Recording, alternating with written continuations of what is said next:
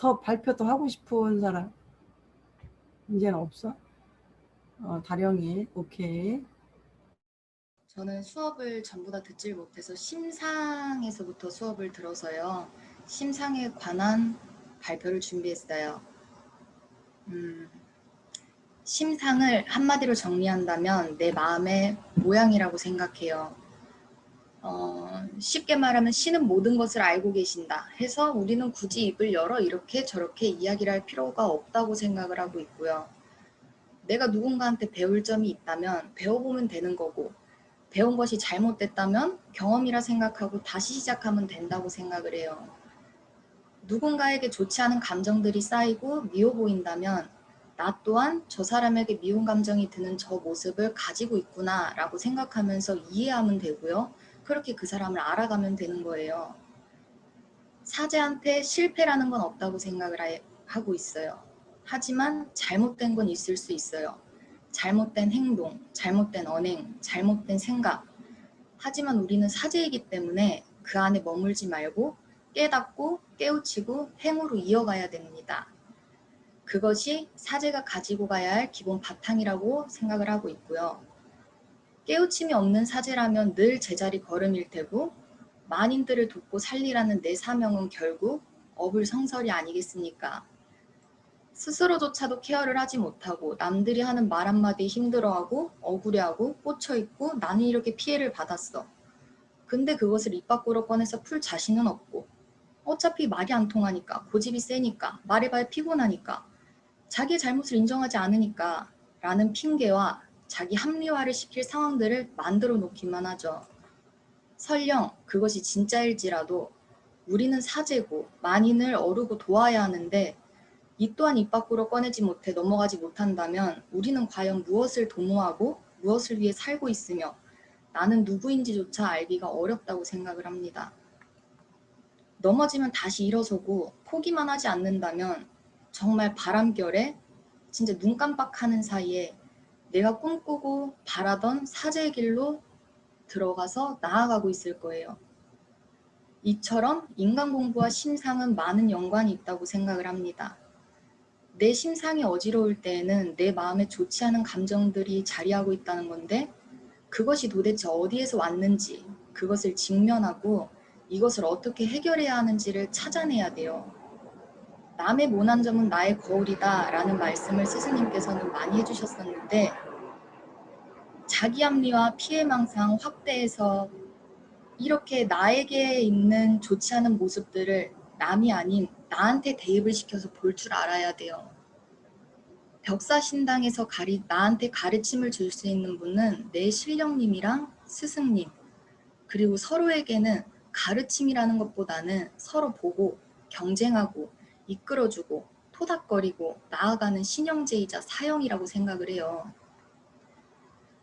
삶을 너무나도 다르게 살아온 우리들인데 한순간에 모여가지고 한 가지 뜻으로다가 나아갈 수는 없어요.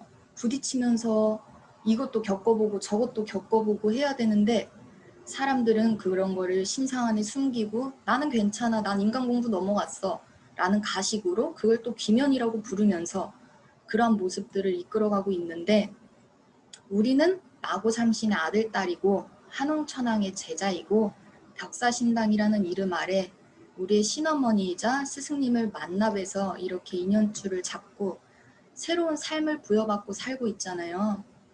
그런데 먼 미래를 내다보는 우리 사제들에게 너무나도 사소한 인간 공부예요. 근데 여기에 매여서 나아가지 못하고 있는 모습들이 나중에 되면은 제 경험으로는 창피했어요. 그러한 경험들을 쌓아서 지금의 내가 있는 거지만 지금 그런 과거들을 돌이켜서 이렇게 선후배들이랑 이야기를 해보면은 아, 그때는 자존심이 너무 셌구나. 아, 이땐 이렇게 했구나. 라면서 나를 다시 한번 돌아볼 수 있는 계기가 되고 지금은 또 웃으면서 이야기할 수 있는 추억들도 돼 있어요. 인간 공부라는 거는 안고 가고 어울러 가고 힘들어하는 이들이 있다면 손도 잡아주고 근데 인간 공부에 막 너무 힘들고 지쳐있는 사람이 내가 내민 손이 독인 줄 알고 나를 문다면 노발대발할 게 아니라 이 아이가 정말 힘들어하는구나 라고 생각하면서 이 아이가 스스로 깨닫고 이겨내길 바라면서 지켜봐주는 것만으로도 그들에게는 정말 큰 힘이 되더라고요. 제 경험상. 그리고 우리에게 가르침을 주시는 스승님의 가르침은 생이에요. 우리는 이것을 이어받아 나중에 다른 이들에게도 생을 주어야 하죠. 선을 쌓으면 덕이 된다고 합니다. 선은 하나의 덕이고 덕은 다수예요. 선은 받은 사람도 선이라고 생각해야 선이 된다고 합니다. 하지만 이것을 받아들일 준비가 되어 있지 않은 자들이라면 안고 가야 되겠지요. 하지만 우리들은 수행하는 사제들이기 때문에 지켜보는 것조차 어려워합니다. 눈이 왜 저래? 말하는 것 좀 봐. 입에 독을 물었네. 기운이 왜 저래? 목구름을 몰고 다니네. 라는 말들을 입 밖으로 꺼내어 상처를 주게 되지요. 하지만 이것이 바로 공부의 과정이고 수행의 과정입니다.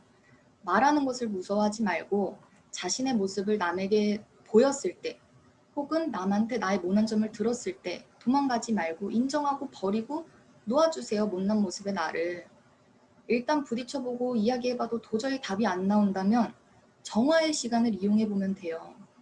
한 번이 어렵지 두 번, 세 번 하다 보면 쉬워져요. 그렇다 보면 그 사람과의 마음심이 통하고 저 사람을 이해하는 게 아니라 알게 되면서 넘어간단 말이에요.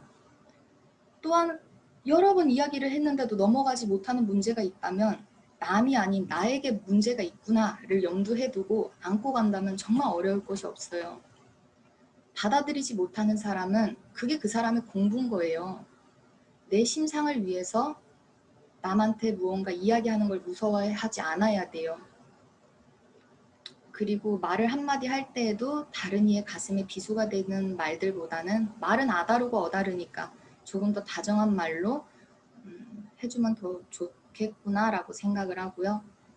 내가 누구인지, 무엇 때문에 이곳에 왔는지, 내 사명이 무엇인지를 알고 나는 마고삼신의 딸이자 14대 좌우지 천왕의 자손이자 벽사신당의 사제 다령이다 라는 자부심만 가지고 살아간다면 무엇이 두렵고 무엇이 나를 막을 수 있겠습니까? 나는 나고 그들은 그들일 뿐이다. 그냥 신령님의 명에 따라서 스승님을 모시면서 스승님의 그늘 안에서 많은 것을 가르침을 받고 나아간다면 내 심상을 다스리는 데에는 큰 문제가 없지 않을까라는 생각을 해보았습니다. 감사합니다.